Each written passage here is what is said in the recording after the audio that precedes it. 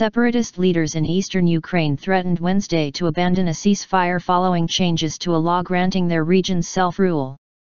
Alexander Zakharchenko and Igor Plotnitsky said in a statement that legislation giving areas of the Donetsk and Luhansk regions special status has been weakened by the amendments. We agreed to a special status for the Donbass within a renewed Ukraine, although our people wanted total independence. We agreed to this to avoid the spilling of fraternal blood, the statement said. But Ukraine did not renew itself, it continued.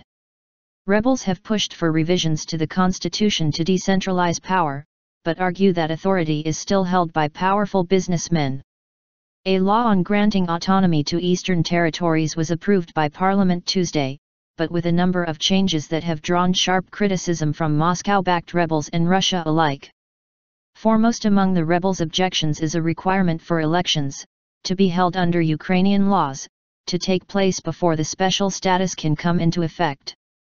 A Ukrainian Foreign Ministry spokesman said in an emailed statement that enacting the special status law without elections approved by Kiev would result in the legitimization of what Ukraine considers unlawful rebel governments.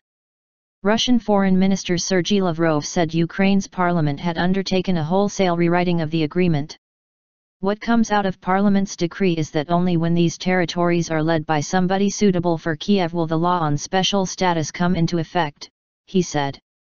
That is an attempt to turn everything that was agreed upon on its head. Ukraine has also drawn anger from separatists with its plans to seek deployment of United Nations and European Union peacekeeping missions in the east.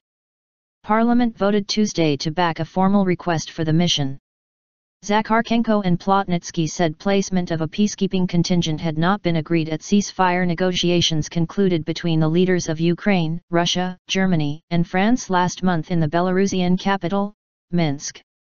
The manipulation of good intentions for coverage is another attempt to get out of the Minsk agreement, the rebel leader's statement said.